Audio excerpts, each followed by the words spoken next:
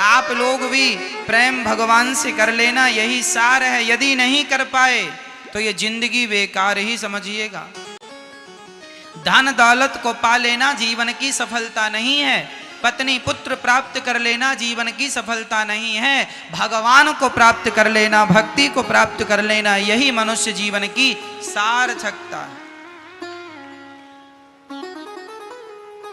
पैसा तो देखो वैश्या भी कमा लेती है, पेट तो देखो कुत्ता बिल्ली भी अपना भर लेते हैं। पैसा कमाना और पेट भरना बड़ी बात नहीं है, बच्चे पैदा करना भी बड़ी बात नहीं है, सुअर भी बच्चे पैदा कर लेते हैं। लेकिन भगवान की भक्ति को प्राप्त कर लेना, भगवान को प्राप्त कर लेना, यही इस मनुष्य शरीर की सार्थकता है।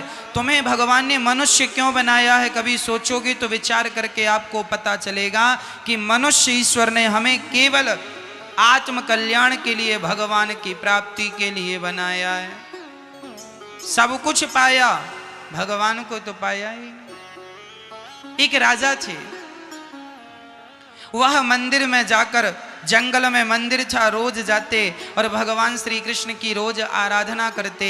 एक दिन भगवान प्रसन्न हो गए, राजन कुछ वरदान मांगो, हम तुम्हें कुछ देना चाहते हैं।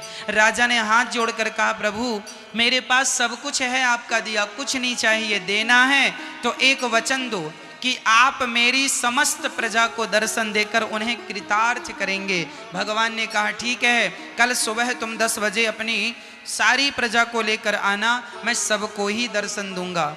ये कहकर राजा से भगवान अंतर्धान हो गए।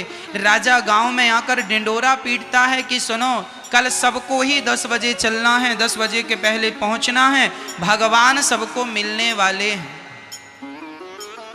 अच्छा हाँ, सारे गांव वाले सवेरे 6 बजे से नहा धोकर तैयार थे, कीर्तन करते हुए चल पड़े। जैसे चले, गांव से बाहर जंगल में कदम रखा तो वहां पैसों का ढेर नजर आया।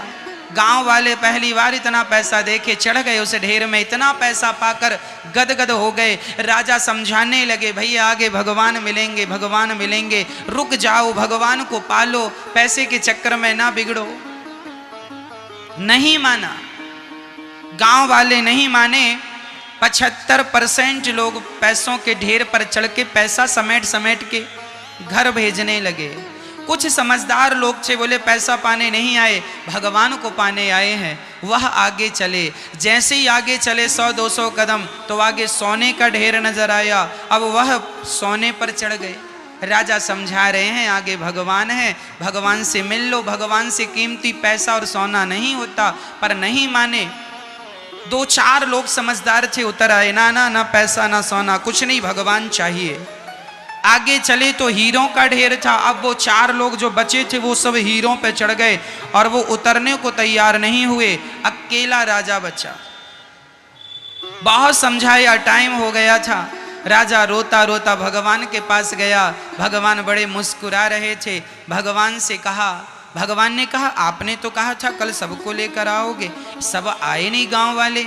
राजा ने रोते हुए कहा, प्रभु सब आपके लिए ही निकले थे, भगवान को पाने के लिए ही सब घर से निकले थे, पर रास्ते में कोई पैसों में उलझ गया, कोई हीरों में उलझ गया, कोई सोना में उलझ गया। मेरी माँ, हम सभी वही लोग हैं जो सब भगवान को पाने के लिए ही संसार में मनुष्य बन के आए थे, लेकिन हम सभी सोना चांदी हीरा मोती में ऐसे उलझ गए, ऐसे उलझ गए कि भगवान को पाना तो रह गया, सोना चांदी के ढेर में चढ़े हैं।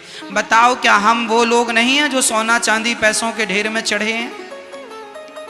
क्या हम लोगों से छूट रहा है सोना? क्या हम लोगों से छूट रहा है पैसा? बुढ़ापे में भी लोग पैसों के लिए ही रो रहे हैं, भगवान के लिए तो कोई रोता ही नहीं है। बुढ़ापे में ही लोग सोना चांदी के लिए रोते हैं, भगवान के लिए तो कोई रोता ही नहीं है।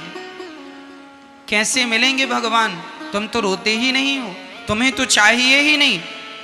पैसा चाहिए था, पैसा मिल गया। इसलिए कहता हूं मेरी माँ, केवल प्रेम करो, शुद्ध प्रेम, जैसा प्रेम गोपियां करती हैं।